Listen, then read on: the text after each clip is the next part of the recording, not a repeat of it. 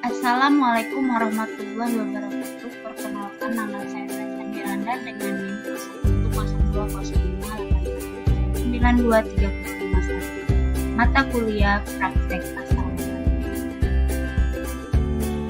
Baiklah, di sini ada pengertian pasar modal secara umum adalah suatu tempat bertemunya para penjual dan pembeli untuk melakukan transaksi dalam rangka memperoleh pangkat.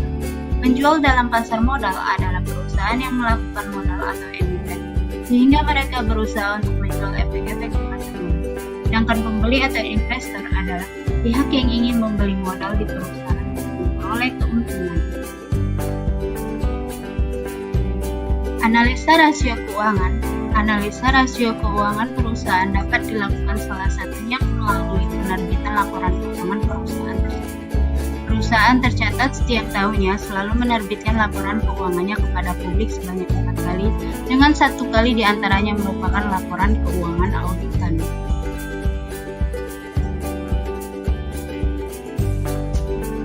Analisa rasio keuangan perusahaan minimal terdiri dari 1. Rasio likuiditas adalah kemampuan perusahaan untuk memenuhi kewajiban jangka pendek.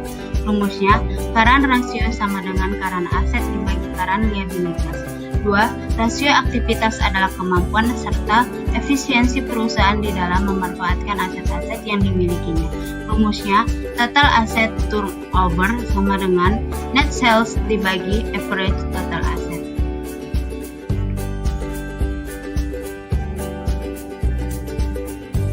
Yang ketiga, rasio rentabilitas. Rasio ini menunjukkan seberapa besar tingkat keberhasilan perusahaan di dalam menghasilkan keuntungan. Rumusnya, net profit margin sama dengan EAT dibagi net sales. 4. Rasio solvabilitas adalah kemampuan perusahaan untuk memenuhi kewajiban jangka panjangnya, biasanya disebut juga rasio leverage. Rumusnya, debt ratio sama dengan total debt dibagi total aset.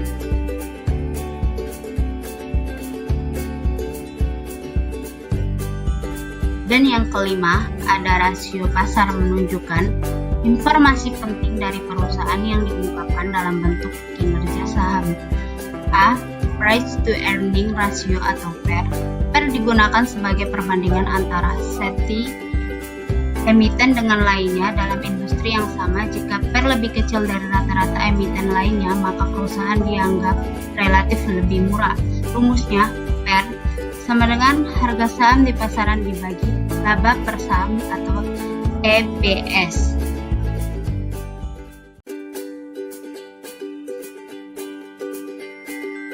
B. Price to book value atau PBV adalah harga saham PBF sama dengan harga saham dibagi nilai earning per share atau EPS. Kurang pendapatan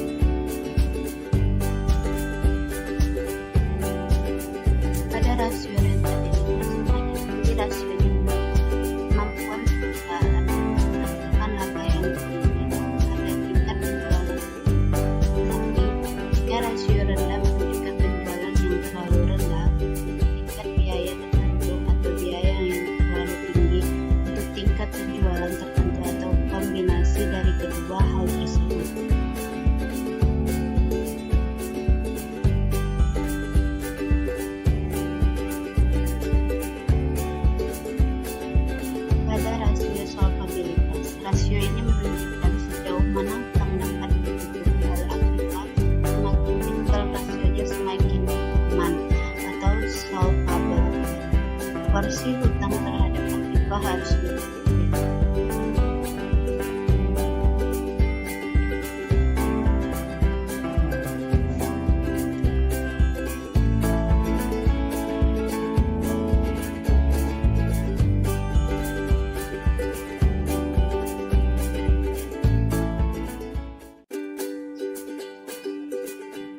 Pada EPS, semakin besar EPS, maka menunjukkan performa yang semakin meningkat dari waktu ke waktu.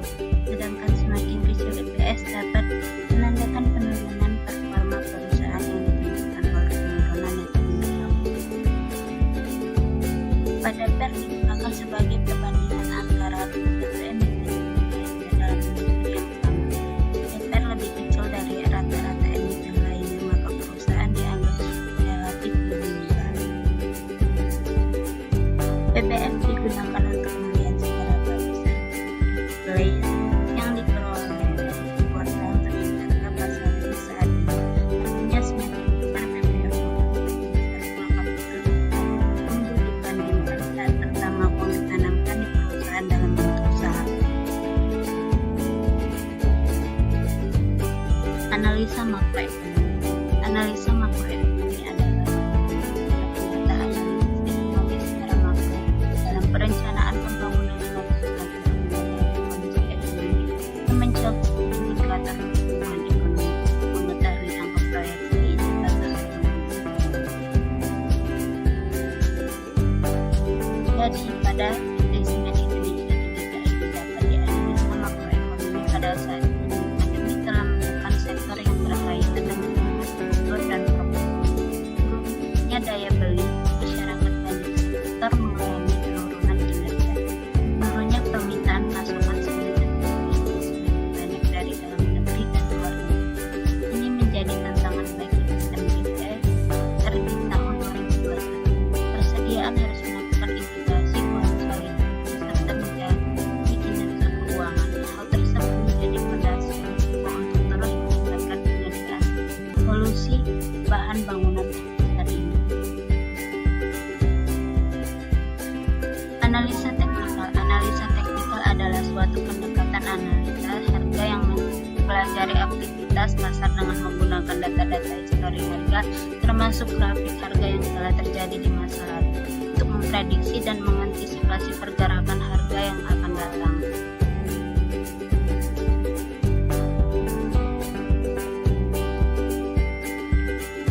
Analisa teknikal pada PT Semen Tbk diaplikasi di satu moving average merupakan garis yang dibuat menghubungkan harga rata-rata harian.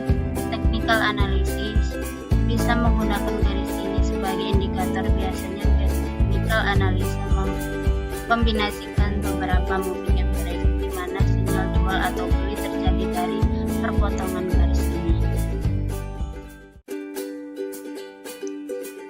Pada moving average ini kondisinya di mana terjadinya perpotongan garis yang dimaksud adalah pada saat MA yang lebih gede yaitu MA5 memotong ke atas MA20. Di sini merupakan sinyal untuk melakukan pembelian, dan untuk melakukan penjualan kita tunggu sinyal kedua di mana terjadi perpotongan lagi pada saat MA5 memotong garis MA20 tetapi ke bawah. Ini merupakan sinyal kita untuk melakukan penjualan. Buat stokastik oscillator, untuk sebagian besar pelaku pasar meyakini bahwa pada tren di jangka pendek bisa dilakukan melihat gejala kenaikan maupun penurunan yang terjadi pada stokastik. Velocity yang lebih cepat dibanding sebagian indikator oscillator menyebabkan indikator ini memiliki sinyal yang lebih cepat, namun demikian pula sinyal yang lebih lambat jika tak bisa dihindari.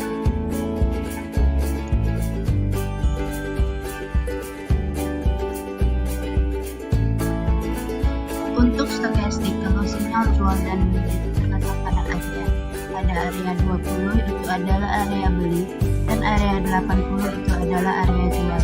Kalau terjadi perpotongan pada area tersebut, berarti sinyal kita untuk melakukan pembelian dan untuk melakukan penjualan. 3. Relative Strength Index atau RSI merupakan salah satu indikator yang banyak digunakan oleh analis teknikal untuk menentukan titik balik suatu saham. Tanda yang bisa didapat dari RSI adalah apabila pergerakan saham tidak dalam suatu tren. RSI pada umumnya ditentukan pada level 30 sampai 70 poin. Terkadang analis akan melakukan penyesuaian apabila level tersebut tembus ke atas. Pada RSI, bila RSI berada di level 30 indikator oversold.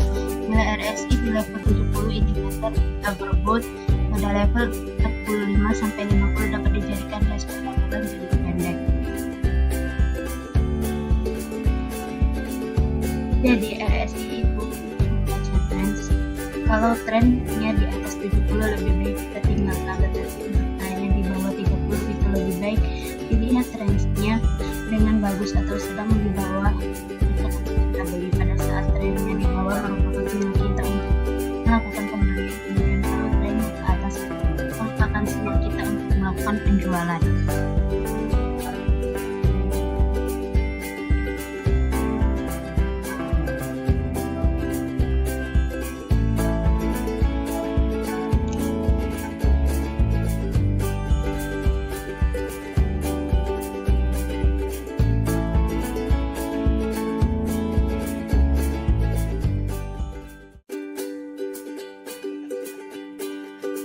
Candlestick. Candlestick merupakan salah satu metode untuk membaca pergerakan harga dari suatu instrumen. Candlestick berfungsi sebagai indikator untuk mengukur kekuatan harga dari aktivitas pelaku pasar. Dasar dari teknikal analisa dapat digunakan untuk menganalisa semua instrumen perdagangan seperti saham, komoditi, forex, dan kripto.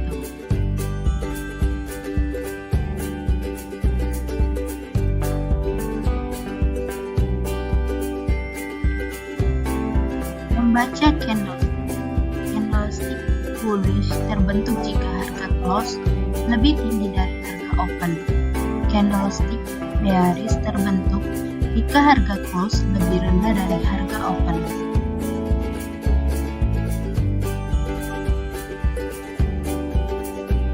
Di sini ada grafik candlestick pada PT Semen Indonesia Tbk.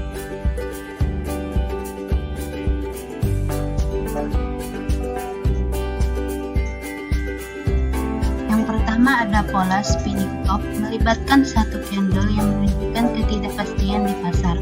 Dua, ada hand and shoulder merupakan salah satu pola harga yang bisa dijadikan acuan trading forex dengan langkah-langkah mudah.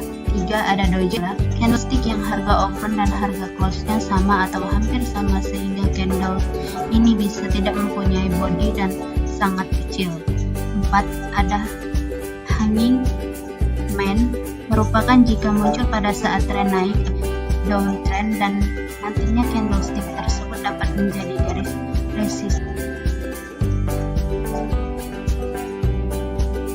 Kesimpulan, lihat dari rasio keuangan tersebut dapat dikatakan bahwa kondisi dari perkembangan perusahaan mengalami kenaikan dan penurunan dari tahun sebelumnya. Kinerja saham SMGR memang tidak mulus. Hal tersebut disebabkan oleh dampaknya pandemi saat ini. Saham SMGR layak dibeli dalam jangka pendek karena pada saat ini mengalami penurunan.